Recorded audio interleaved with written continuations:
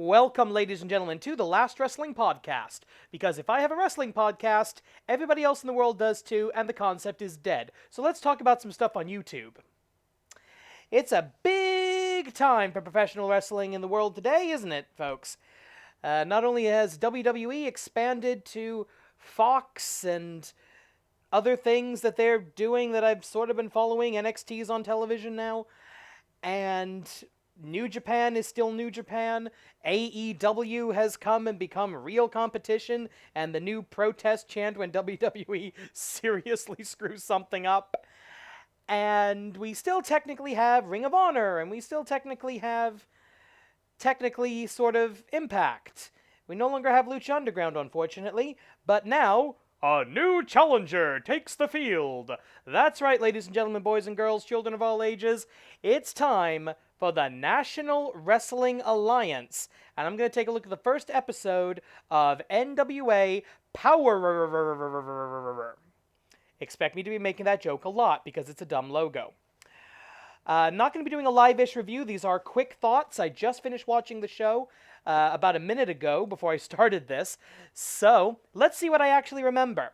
This is the big return of studio wrestling, meaning no entrance ramp, no stage, no frills, just a ring, a few people, an announce team, and a couple of cameras, and that's it. More on that later.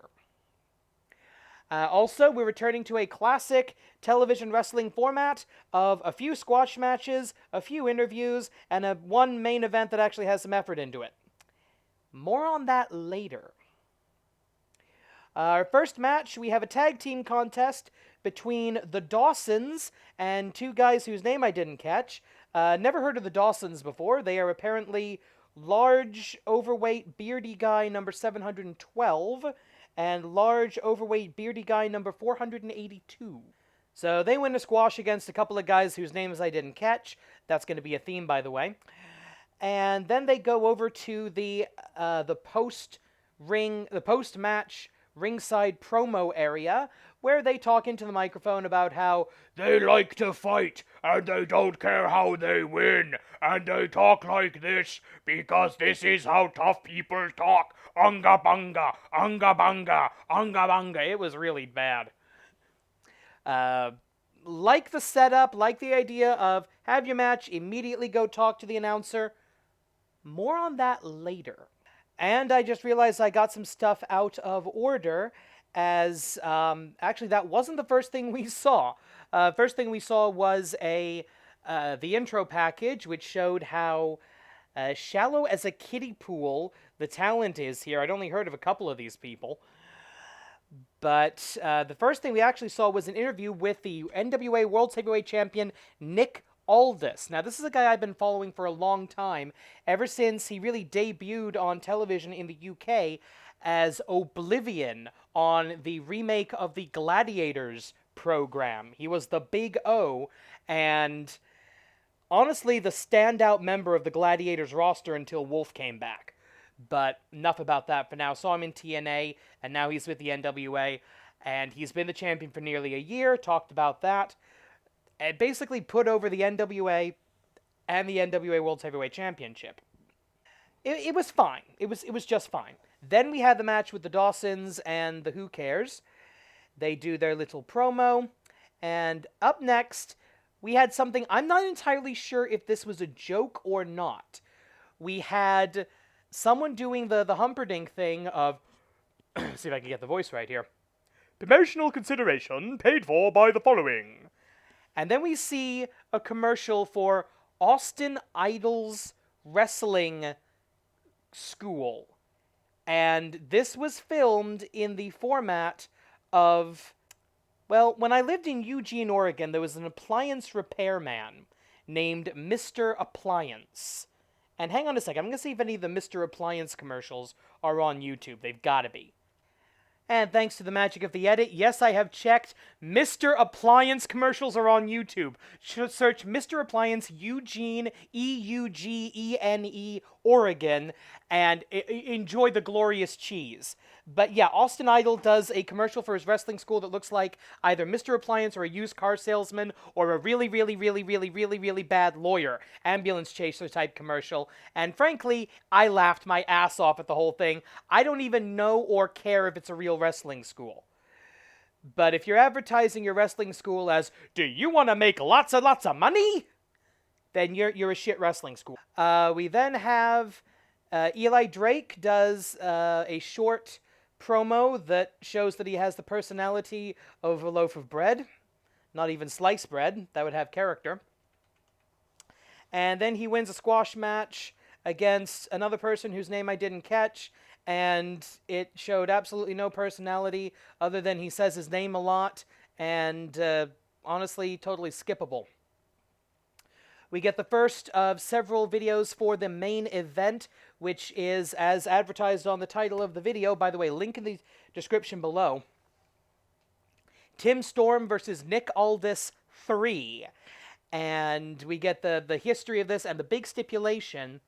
If Tim Storm does not win the title, he will never get another opportunity at the World's Heavyweight Championship. And frankly, I like that stipulation.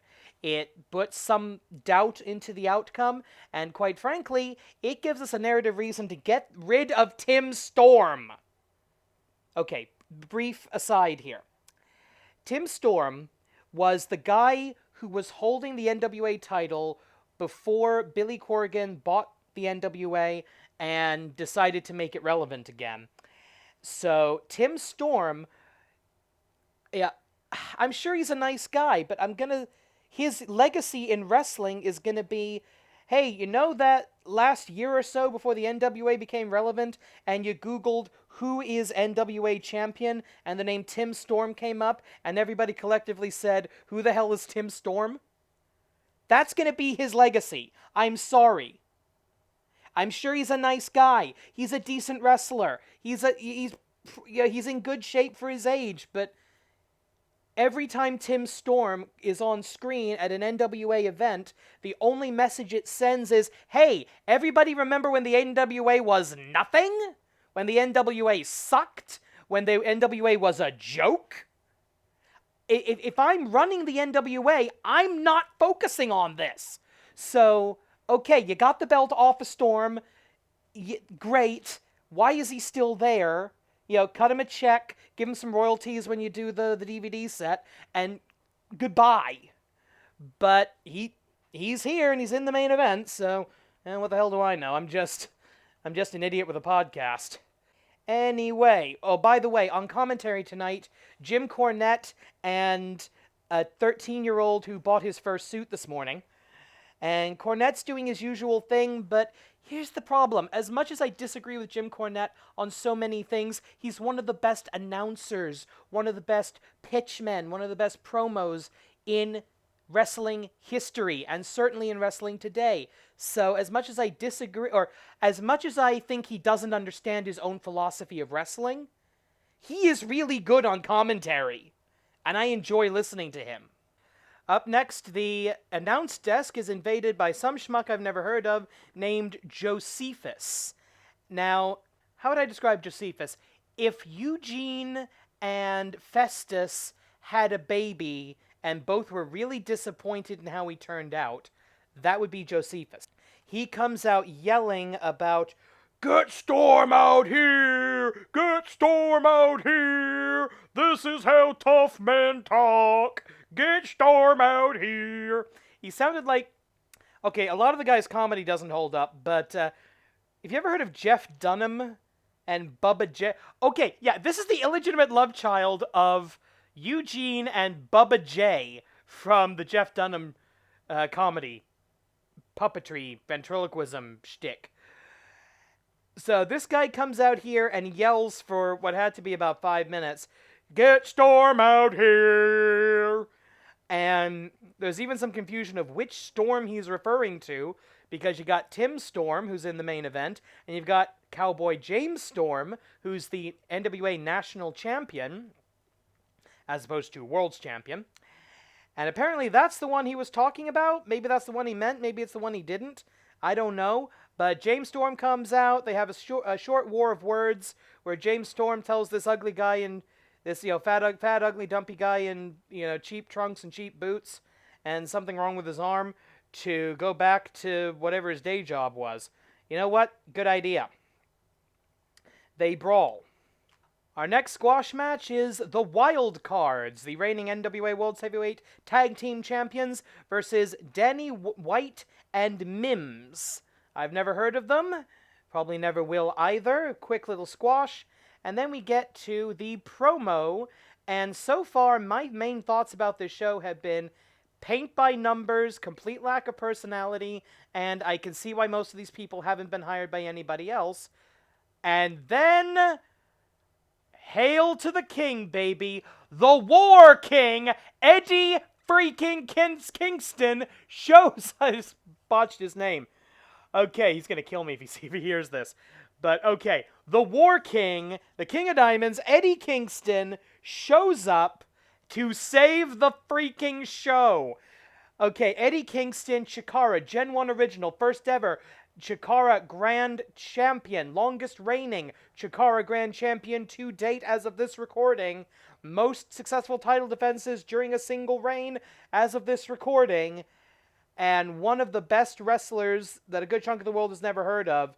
Eddie Kingston comes out, cuts a dynamite promo, most natural promo on the show, the only person who didn't sound like they were, frankly, cutting a wrestling promo, and by that I mean every bad stereotype of what professional wrestling is. The only good promo on the show, Eddie Kingston saving the day. Thank you, Eddie. Clap, clap, clap, clap, clap. Please come back to Chikara. She wants you back. Anyway, they then set up a tag team with Eddie Kingston and Homicide. So, okay, that's cool.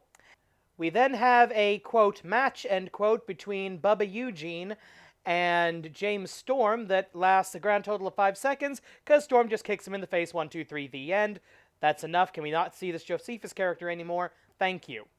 Next, we have our second big video package of the hour. And by the way, this was only an hour show, 1 hour, 1 minute, 1 second. And if they did that deliberately, mwah, beautiful, chef kiss. Great video package going over the two characters, Tim Storm and Nick Aldis. Not really establishing anybody as the heel here, which I think was a problem. I get the idea that the NWA champion should be able to play both characters simultaneously, both alignments simultaneously, and yet still remain true to their character. I'm not sure Nick Aldis has gotten there. I think he's much better as a heel, personally, but to each their own. And Tim Storm as the old underdog, sympathetic character, that kind of works, though he kind of pissed in that particular bowl of cereal a little bit later. And then Storm comes out and gives a pretty good, I think soliloquy would be the right term for it, because let me just check here.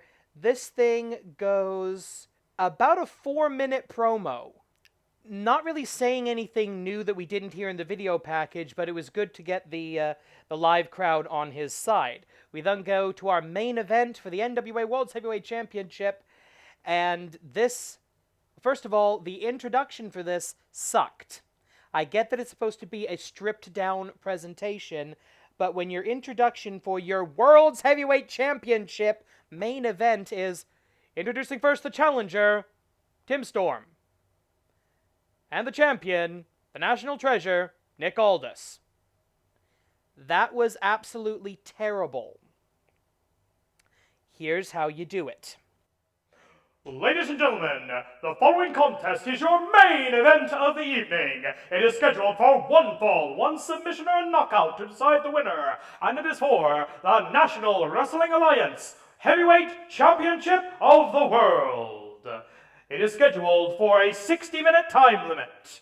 Introducing first, fighting out of Pine Bluff, Arkansas, weighing in tonight at 260 pounds, Tim Storm! And his opponent is the reigning and defending National Wrestling Alliance Heavyweight Champion of the World, fighting out of Kingsland, England, weighing in tonight at 242 pounds, He is the national treasure, Nick Aldous. At the sound of the bell, your referee in charge, Mr. Brian Hebner. And okay, that wasn't perfect, but it was better than they did on the show.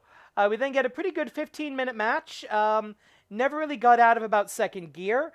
Aldous selling like a champ for Storm's offense, which otherwise, frankly, didn't look horribly believable.